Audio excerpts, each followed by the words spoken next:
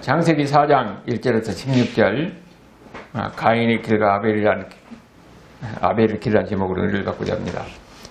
지금 이제 창세기 4장부터는 에덴 동산 밖에서 삶이에요. 에덴 동산에서 죄를 지어서 에덴 동산으로 쫓겨났지요. 이제 아담과 하와가 이제 에덴 동산 밖에서 삶인데, 그 에덴 동산 밖에서 삶이 어떤 삶이냐? 이제 죄를 짓고, 인간이 죄를 짓고 죄 가운데 사는 삶이 어떤 삶인가 하는 것을 보여준 거죠. 제일 처음에 보니까 아담과 하와가 자식을 낳았어요. 가인과 아벨을 낳았는데, 가인은 농사짓는 사람이고 아벨은 양치는 자였더라 하는 것이 창세기 4장 1절에서 2절 이야기죠. 그리고 이제 3절에서 5절까지는 이제 세월이 지나가지고 가인과 아벨이 하나님 앞에 제사를 드리는 거예요. 그런데 여기 보니까 가인은 농사를 짓는 사람이니까 농사의 소출을 얼마를 하나님께 드렸고, 여기 아벨은 양치는 사람이어서 양의 채찍과 기름을 하나님께 드렸더라, 그렇게 제사를 드렸다고 그랬어요. 그런데 우리가 여기서 보면은 하나님은 아벨의 제사를 받고 가인의 제사를 받지 않았다고 그랬어요. 왜 그랬을까? 가인도 제사를 드렸고 아벨도 제사를 드렸는데 아벨의 제사를 받고 가인의 제사를 받지 않았다는 거예요. 그런데 가인은 당연히 자기가 농사 짓는 사람이니까 농사에서 소출 얼마를 드렸어요. 그런데 아벨은 자기가 양치는 사람이니까 자기의 양치는 것 중에서 제사를 드렸습니다. 그런데 왜 여기 가인은 안 받고 아벨만 받았느냐? 그것이 곡물과 동물의 차이냐? 그건 아니라는 거예요. 근데 이게 보면은 하나님 할례를 주는 게 아닌데, 여러분 누구나 보면은 이것이 인간의 속성이라는 거예요. 이 살리는 말은 이야기가 아니라, 여러분 우리 자신의 마음이라, 누가 나보다 더 잘 나가고 누가 나보다 더, 여자들은 누가 그러더라고, 나보다 더 이쁘면은 질투심이 나가지고 내 옆에 거지 뭐라고 해요. 맞아요. 권사님 쫙 웃는 거 보니까 질투심을 많이 당했던 모양이에요. 젊었을 때 보니까 오지 말라고 저리 가라고. 그런데 그것이 누구라고요? 하나님을 미워하는 것이고 하나님을 질투하는 것이고 결국은 그의 지혜의 본질이다 하는 것을 이야기합니다. 결국 그렇게 해가지고 아벨을 죽이잖아요. 가게 되고 스스로 불행하게 되잖아요. 그게 가인의 길이에요. 이것을 우리가 항상 인식하고 있어야 돼요. 우리도 잘못하면 가인의 길을 갈 수가 있기 때문에. 그래서 결국은 하나님이 찾아요. 여기 하나님이 내 아벨이 어디 있느냐 그랬는데 하나님 몰라서 묻습니까? 다 알고 묻는 거예요.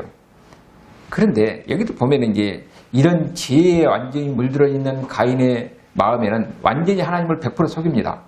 아니 이 앞에 아담과 하와는 그래도 절반의 진실을 이야기했거든요. 근데 여기는 100% 속여요. 그리고 10절에 보니까 네가 무엇을 하느냐, 아우 핏소리가 땅에서 나 이미 하나님이 다 알고 있다는 거지요. 그래서 11절에 보니까 하나님이 저주합니다. 내 아우의 피를 받았은즉 내가 땅에서 저주를 받으리니 내가 밭을 갈아도 땅이 다시는 그 효력을 내게 주지 아니할 것이요 너는 땅에서 피하여 유리하는 자가 되리라. 그 저주의 결과가 뭐냐면은 땅에서 유리하는 자가 된다는 겁니다. 방황하는 거예요. 땅에서 쫓겨나는 겁니다. 그것이 가인에게 내린 저주예요. 하나님의 심판은 결국은 어떻게냐?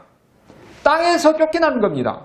원래 사람은요, 땅에서 그 땅에 정착해서 그 땅에서 나는 소산을 먹고 사는 것이 복입니다. 여러분 우리가 땅 이야기하니까 우리 펄벅의 돼지 거기 보면은 그 가난한 가운데 힘든 가운데도 땅 한 평 살라고 얼마나 압니까? 그리고 그 땅을 사니까는 그야말로 인생이 세상이 달라진 것 같잖아요. 근데 우리가 어렸을 때도 마찬가지예요. 가난한 사람들, 없는 사람들, 소리하고 있는 사람들이 어떻게 고생해서 땅 한 평 사면은 그걸 그렇게 아주 기쁠 수가 없는 겁니다. 시골에서 농사짓는 사람은 그렇게 느꼈을 거예요. 그러니까 나중에 보니까 사람 죽을 때도 보면은 그 상여가 그 자기 논이나 그 밭을 지나갑니다. 땅이 그만큼 그들에게 애착이 있는 거예요. 지금 뭐 땅 갖고 부동산 투기하려고 해서 그런 문제지, 원래 인간이라는 것은 땅이 그게 우리가 안식처가 되는 겁니다. 그래서 김현정 권사님이 자꾸 땅받기를 많이 하는데, 맨발받기가 그것도 의미가 있는 거예요. 그게 축복입니다. 자, 그런데 사실 나중에 보면은 이스라엘 백성들 때문에 죄를 범할 때 어떻게 됩니까? 가나안 땅을 하나님께 준 축복 땅인데 하나님의 심판은 가나안 땅에서 그들 쫓겨나잖아요. 어디로 갑니까? 바벨론으로 포로 가요. 죄를 범하면은 결국은 심판에는 어찌냐? 그 땅에서 쫓겨나는 겁니다. 땅에서 유리하는 자가 되는 거예요. 그리고 그들의 소망은 뭡니까? 가나안 땅에 돌아가는 겁니다. 그런데 이제 그들에게는 그 가나안 땅이 아니라 궁극적으로 그건 상징이고, 우리에게는 그러니까 새하늘과 새 땅인 거예요. 그것이 가나안 땅입니다. 우리가 들어갈 천국인 거예요. 우리는 지금 이 땅에서 무엇을 소망하고 사느냐? 이제는 궁극적으로 우리에게 새하늘과 새 땅, 그 가나안 땅, 그걸 우리가 바라보고 사는 겁니다. 그걸 소망하고 사는 거예요. 우리도 천국에서 새하늘과 새 땅에서 사는 거예요. 결국은 13절, 14절에 보니까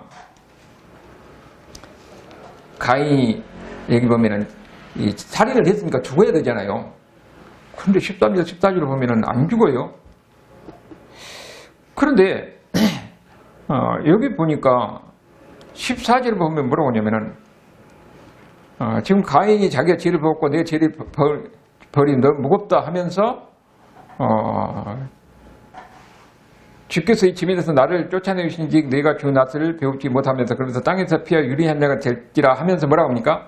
14절 끝에 무릇 나를 만나는 자마다 나를 죽이겠나이다. 여러분 가만히 생각해봐요. 지금 여기 나온 사람 몇 사람이에요? 아담과 하와가 있고 가인과 아벨이 있는데 가인이 아벨을 죽여버렸어요? 그러면 세 사람이 남잖아요. 그런데 가인이 뭐라고 하냐면은 만나는 14절에 보니까 무릇 나를 만나는 자마다 나를 죽인다고 그랬어요. 그럼 누가 죽인다는 소리예요? 주변에 감독가 있다는 소리잖아요. 여러분 성경의 이야기는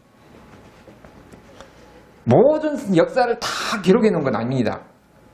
거기에 이야기하고자 하고 하는 의도가 있는 사람만 기록하는 거예요. 아담과 하와가 자식을 낳았는데 여기는 가인과 아벨이 있잖아요. 얼마나 낳았을까? 그 5장 4절을 보면 봐봐요. 아담이 셋을 낳은 후에 800년을 지내며 자녀를 낳았더라. 여기는 기록은 아담과 하와가 가인과 아벨을 기록했는데 지금 여기 이 이야기도 지금 오랜 후에 지금 제사되었다는 그런 이야기 나오잖아요. 그러면 그 사이에 자식들이 얼마나 많았어요? 그리고요, 그 당시에는 늙는다는 개념이 없습니다. 홍수 전까지 늙는다는 개념이 없어요. 늙는다는 이야기가 나올 때는 아브라함부터 늙는다는 이야기 나옵니다. 그러니까 나이가 800년 살아도 그럼 계속 자식을 낳는 거예요. 그러면 이 아담과 하와가 자식을 낳았습니까? 그 뒤에 보면 또 셋은 어쩌냐? 셋이 보니까 5절에는 6절에 보니까 셋은 105세에 에노스를 낳고 에노스 자식을 낳고 807년을 이렇게 살면서 자식을 낳았더라. 그러면은 여기도 자식을 낳고 거기서 또 자식을 낳고 자식을 낳고 이렇게 하면서 조금 지나면 어떻습니까? 거의 한 민족을 있을 정도로 엄청나게 많은 사람이 있는 겁니다. 근데 그거 다 성경이 그 사람들 다 기록하는 거 목적이 아니에요. 여기 이야기하고 난 초점이 아담과 하와가 가인과 아벨 사이에서 여기서 전해주고 있는 메시지가 있는 거죠. 그것만 기록하는 겁니다. 그러니까 주변에는 많은 사람이 있었다는 거죠. 그래서 이 이야기가 나오는 겁니다.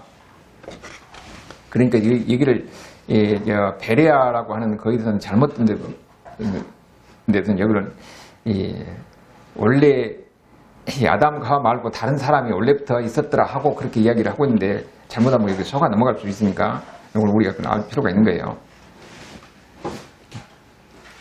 그리고 여기 보니까 지금 이 가인이 내가 하나님께 버림을 받아서 누구에게 죽음을 당할지 모른다는 그런 두려움이 있던 거죠. 그래서 이제 하나님이 15절이니까 생명을 보장하잖아요. 표를 주면서 네가 안 죽은다 하고 생명을 보장하는 겁니다. 살인을 했음에도 불구하고 그의 삶을 보장해 주는 겁니다. 이것이 은혜예요. 우리도 마찬가지입니다. 우리도 죄를 범했는데 죄를 범하면 죽어야 되는 거예요. 그런데 안 죽고 나름대로 각자 수명대로 살게 하는 것도 하나님의 은혜입니다. 여기서 바로 여기에 하나님의 이 표가 바로 하나님의 은혜를 그런 하나님의 은혜를 상징하는 거예요. 그리고 이제 16절을 보니까 어떻게 되냐면은 지금 가인이 네가 죽지 않고 생명에 대한 그런 표를 받잖아요. 그리고 어디로 가냐면은 여호와 앞에를 떠나서 에덴의 동쪽 너 땅으로 갔다고 그랬어요. 에덴의 동쪽으로 간 겁니다. 지금 그러면은 에덴을 동쪽으로 갔다는 것은 에덴을 떠나서 생명을 찾아서 동쪽으로 가는 거예요. 동쪽이라는 것은 생명을 상징하거든요. 그러니까 생명을 향해서 가는데 에덴을 떠나서 가는 거예요. 그것이 인간의 운명이에요.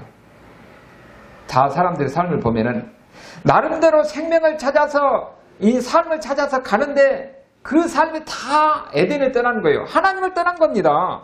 에덴에 가야 하나님을 만날 수 있고 거기서 하나님과 교제할 수 있고 하나님의 축복이 있는 것인데 그 인간의 무지함 속에서 죄인은 하나님을 떠나서 세상 속에서 거기서 생명을 찾으려고 하고 거기서 인간의 삶을 찾으려고 하는 거예요. 그것이 존 스타인백의 에덴의 동쪽이라는 소설을 통해서 그렇게 그려진 겁니다. 그것이 모든 인간의 삶입니다. 지금 보면 수많은 사람들이 그 인간이 무엇인지 그 존재의 의미를 알려가고 여러 개 철학적인 사고방식 속에서 어떤 나름대로 노력을 하지만은 다 하나님을 떠난 사람입니다. 그래서 가는 것이 결국은 멸망으로 가는 거죠. 이런 사람들에게 하나님이 찾아온 겁니다. 찾아오시고 거기에 생명이 있는 것이 아니고 예수님 안에 생명이 있다는 것을 우리에게 가르쳐주는 게 그것이 복음이에요. 그래서 이제 예수님 안에서 우리는 뭐냐면은 에덴을 떠나는 것이 아니라 에덴을 향해서 가야 거기가 생명이 있다는 겁니다. 그리고 우리 앞에서 우리가 보여줬던 성막이라든지 성전이라든지 이것이 에덴을 상징하면서 궁극적으로 갈 때는 우리가 새 하늘과 새 땅, 새 예루살렘성 거기가 바로 에덴인 거예요. 우리가 그 천국을 바라보고 소망하고 사는 겁니다. 그래서 우리에게 이것이 은혜예요. 하나님을 아는 것이 은혜고 그 하나님 안에 거기가 우리의 새 에덴이 있고 우리가 또 예수님 안에서 우리가 바로 새 에덴이다 그렇게 이야기하는 거죠. 오늘 이야기를 보니까 가인도 나름대로 제사를 드렸잖아요. 그런데 가인이 드린 제사를 보니까 하나님의 방식대로 하나님의 원한 대로 아니하고 자기가 원한 대로 드린 겁니다. 오히려 하나님을 이용해가지고 자기 뜻을 이루려고 하는 것이 가인의 제사예요. 자기가 무엇인가 대가를 하고 조건을 올리려고 하는 것이 가인의 제사인데 하나님이 이런 제사를 받지 않는다는 겁니다. 그런데 아벨은 어떻습니까? 하나님의 중심이에요. 하나님의 중심은 하나님의 원한대로 하나님의 뜻대로 그것은 최선을 다해서 최고의 것을 하나님께 드릴 때에 그 마음이 하나님께 가는 겁니다. 그래서 하나님은 그걸 뭐라고 평가하냐면 너는 의인이다 그렇게 하나님 인정하잖아요. 그때 하나님은 받으신다는 거예요. 그런데 문제는 우리도 얼마든지 지금 잘못하면 가인의 길을 갈 것이냐 아벨의 길을 갈 것이냐 그건 우리에게 달린 겁니다. 우리가 이 말씀을 우리가 교훈을 삼아서 우리는 가인의 길이 아니라 아벨의 길을 가고 아벨의 제사를 드리면서 하나님의 은혜 안에 사는 저와 여러분의 삶이 될 수 있기를 주님의 이름으로 축원합니다. 아멘. 아버지 하나님 감사합니다. 오늘 우리에게 가인과 아벨의 이야기를 통해서 가인의 삶을 살 것이냐